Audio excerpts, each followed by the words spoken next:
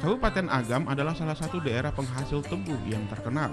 Sentra produksi tebu di Kabupaten Agam terbesar terdapat di 4 kecamatan, yakni Kecamatan Candong, Ampekoto, Matur, dan Palambayan. Industri perkebunan tebu ini terus berkembang karena masyarakat sebelumnya sudah mengenal bagaimana cara sistem perladangan serta perkebunan rakyat dikelola dengan skala kecil dan lebih banyak menghasilkan produksi tradisional. Tanaman tebu pada lahan yang cukup besar itu menjadi modal bagi masyarakat setempat untuk mengolah dan menjadikannya gula merah. Bahkan untuk Sumbar, Agam telah menjadi salah satu sentra produksi gula merah. Produksi saka di Kabupaten Agam saat ini mencapai 571 ton per 3 bulan. Produksi terbesar terdapat di Kecamatan Candong, sekitar 300 ton per 3 bulan. Hampir 2 tahun belakangan, pemerintah Agam berupaya meningkatkan produksi gula merah atau saka di daerah tersebut.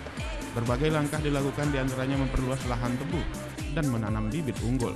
Di samping itu, petani diarahkan untuk menggunakan alat produksi mesin. Kalau biasanya petani tebu menggunakan tenaga hewan ternak untuk menghilang tebu, kini sudah menggunakan mesin. Dengan demikian, produksi lebih cepat, banyak, dan bersih. Dari Agam, Budi Chandra melaporkan.